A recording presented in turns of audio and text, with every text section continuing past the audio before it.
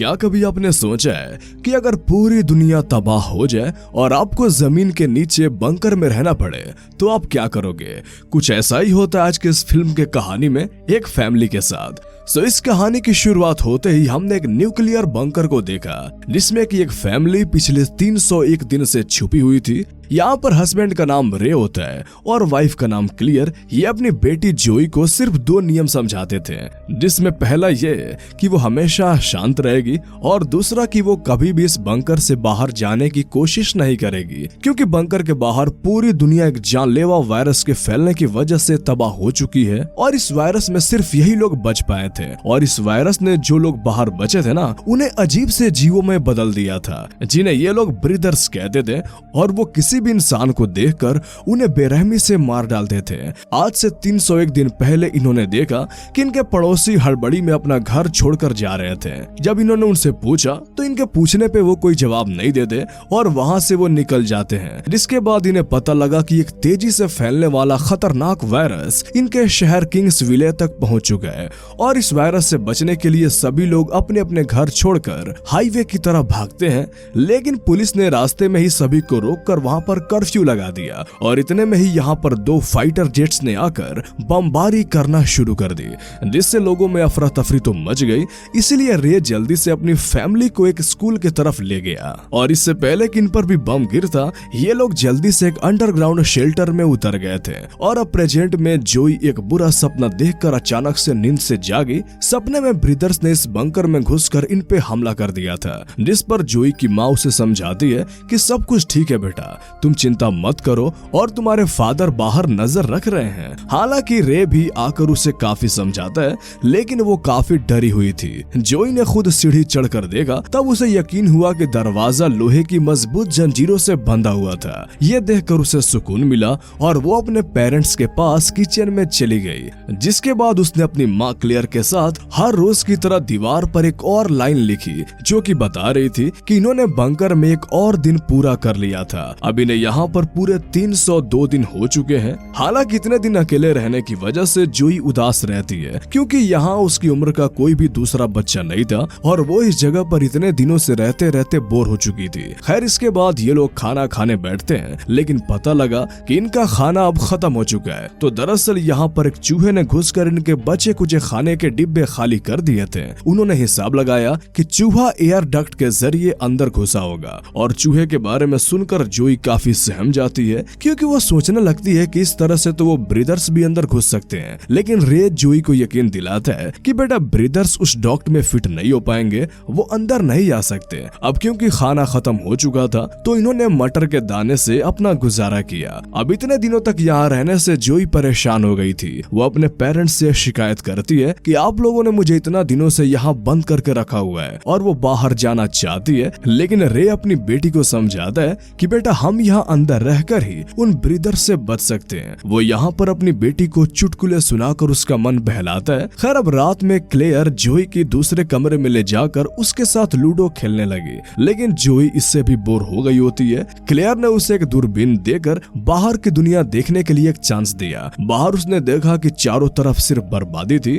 और कुछ नहीं है, और ये नजारा देखकर बेचारी जोई फिर से अपनी माँ के साथ लूडो खेलने लगी। खेलते वक्त इन्हें वही चूहा फिर से वो खाना खाते हुए दिखा, तो इसीलिए उन दोनों ने रे को जगाकर चूहे को मारने के लिए उससे कहा और आखिरकार काफी पीछा करने के बाद क्लियर उस चूहे को मार डालती है। लेकिन इस बीच चूहा एक लैंप गिरा देता है, जिससे उनके कमरे में आग लग जाती है। क्लियर ने फौरन से आग बुझाने की कोशिश की और रे पानी के पाइप को खोलने लगा। काफी मेहनत करने के बाद भी पानी नहीं आ रहा था और आग बढ़ती ही जा रही थी। तो क्लियर ने मदद के लिए चिल्लाना शुरू कर दिया, लेकिन आखिरकार पाइप से पानी आ ही जाता है और ये लोग उस आग को बुझा देते हैं। लेकिन अब यहाँ पर दिक्कत ये हो गई थी कि इस आग का धुआं एयर डक्ट के जरिए ऊपर धरती पे जा रहा था। इन्हें इस बात का जल्द ही एहसास हो गया कि उड़ता हुआ धुआं ब्रीदर्स देख लेंगे, तो इसलिए ये लोग जल्द ही बाहर जाकर एयर डक्ट को ढकने का फैसला करते हैं। जोई के पेरेंट्स ने उससे वहीं रहने को कहा और खुद दोनों बाहर बाहर चले गए। जोई टेलीस्कोप से उन पर नजरें रखे हुए थी। तभी उसने एक अजीब परछाई को इनका पीछा करते हुए देखा। जोई को लगा कि इन ब्रीदर्स ने उसके पेरेंट्स को देख लिया, इसलिए जोई चीख के अपने पेरेंट्स को अलर्ट करने की कोशिश करती है, लेकिन वो इतने दूर थे कि उन्हें इसकी आवाज सुनाई ही नहीं दी। इसलिए जोई नियम तोड़ते हुए हड़बड़ी में बंकर से बाहर निकल गई और जल्दी से अपने पेरेंट्स की तरफ भागी। बाहर उसे दूर दूर तक कोई दिखाई नहीं देता है, इसलिए वो जोर जोर से अपने माँ बाप का नाम पुकारते हुए उन्हें ढूंढने लगती है। अचानक से क्लेयर ने पीछे से आकर जोई का मुंह बंद कर दिया। जोई ने उन्हें उससे परछाई के बारे में बताया तो पता चला कि असल में वो कुछ हिरन थे, इसलिए ये लोग जल्दी से खतरे से बचने के लिए भागकर अपने बंकर में वापस आके छुप जाते हैं। इन्हें ऊपर से ब्रीदर्स के चलने की आहट सुनाई दी। जैसे ही वो पैरों की आवाज इनसे दूर हो जाती है, जोई की डोल की रस्सी कहीं अटक कर खींच जाती है, जिससे उसमें म्यूजिक प्ले हो गया और जोर जोर की आवाज होने लगी। ये देखकर रे पूरी तरह से डर जाता है और वो उसका म्यूजिक बंद करने के लिए उसे पूरी डॉल को ही फोड़ देता है, लेकिन अब काफी देर हो चुकी थी। ब्रीदर्स ने उस गुड़िया की आवाज सुन ली थी। अब वो जोर जोर से बंकर की जंजीरों पर वार करने लगे और जंजीरें भी एक एक करके टूटने लगी। ये देखकर रे और क्लेयर जल्दी से सीढ़ी पे चढ़ के उन जंजीरों को खुलने से रोकने की कोशिश करने लगे। अब एक पल के लिए दरवाजा खुलने ही वाला था, लेकिन किसी तरह से इन दोनों ने ब्रीदर्स को अंदर आने से रोक दिया। इन्हें एक पल को लगा कि शायद अब खतरा टल गया है, लेकिन ये इनकी गलतफहमी थी। बाहर से आने वाली आवाजें अब और भी तेज होने लगे, क्योंकि यहाँ पर और भी ब्रीदर्स आ चुके थे। इनके कुछ करने से पहले ही वो लोहे का दरवाजा तोड़ देते हैं, जिससे दरवाजा तेजी से नीचे आकर गिरता है। इसलिए ये लोग घबराकर एक दूसरे कमरे की तरफ भागते हैं। क्लेयर लैंप गिराकर आग लगा देती है, जिससे वो रास्ता ब्लॉक हो गया। उन्होंने एयर डक्ट के जरिए यहाँ से बाहर निकलने का फैसला किया और रे की मदद से क्लेयर उस छोटी सी जगह से बाहर आ गई। ऊपर आकर उसने देखा कि इनकी खुशकिस्मती से यहाँ कोई ब्रीदर्स नहीं था। अब रे जल्दी से जोई को पाइप से बाहर निकाल देता है, लेकिन जब वो खुद बाहर निकलने की कोशिश करता है तो इस पतले पाइप में वो फिट ही नहीं हो पाता। पाइप के फिट होने के चक्कर में रे अपने कंधे को मोड़ लेता है, लेकिन पाइप से बाहर निकलने से पहले ही वो ब्रीदर्स यहाँ पे पहुंच गए और उसे वो नीचे खींच लिए। ऊपर जोई और क्लियर ने एक जोरदार धमाके के साथ खून के छींटे उड़ते हुए देखे।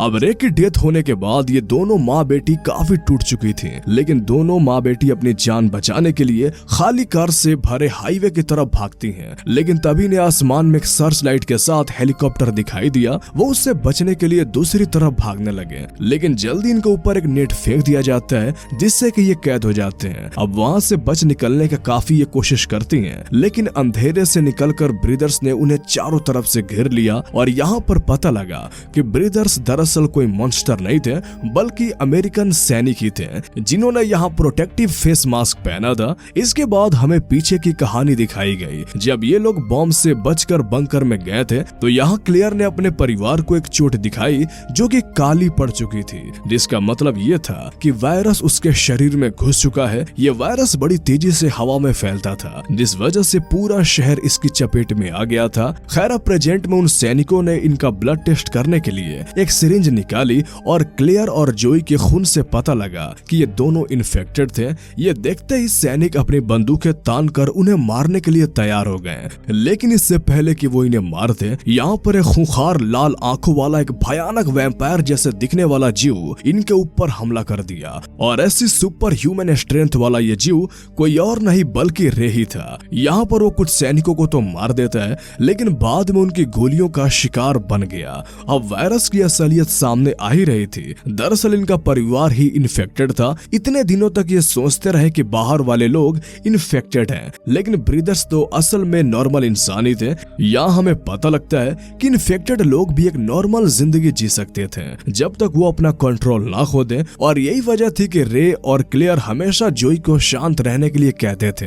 ये बहुत ज्यादा गुस्सा या भावनाओं में आकर इन्फेक्टेड लोग ट्रिगर्ड हो जाते हैं और अपना कंट्रोल खो बैठते हैं और ताकतवर खूंखार दरिंदों में बदल जाते हैं। और इसीलिए आर्मी को सभी इन्फेक्टेड लोगों को मार देने का ऑर्डर था। रे को मारने के बाद जब ये लोग जाल की तरफ देखते हैं तो जोई और क्लेयर यहाँ से फरार हो चुकी थी, जो एक गाड़ी में छिप गई थी, जबकि उसकी माँ उस खूंखार दरिंदे क्रिएचर में बदलने लगी। वो बड़ी ही आसानी से 3 सैनिकों को मार देती है, लेकिन आखिरी बचे सैनिक ने उसे शूट कर दिया। वो क्लेयर को मारने ही वाला था था, लेकिन अपनी माँ को मरता देख जोई ने भी अपना आपा खो दिया। वो तेजी से उस सिपाही का मास्क हटाकर उसे भी इन्फेक्टेड कर देती है। जोई उस सिपाही को मारना चाहती थी, लेकिन क्लेयर ने उसे रोकते हुए समझाया कि इस आदमी के लिए सबसे बड़ा सजा यही होगा कि वो भी इस तरह की श्रापित जिंदगी को जिए। और आखिरकार ये लोग रे के पास पहुंचे, जो कि अपनी आखिरी सांसें गिन रहा था, और रे ने अपने परिवार को सेफ रहने को कहकर उन्हें हमेशा के लिए अलविदा कहता है। अब इसके बाद क्लेयर और जोई को फिर से एक हेलीकॉप्टर आता हुआ दिखाई देता है, लेकिन समय रहते ये दोनों फिर से एक अंडरग्राउंड टनल में छिप गए, जहां पर इन्हें अपनी पड़ोसी का बेटा सैम मिला,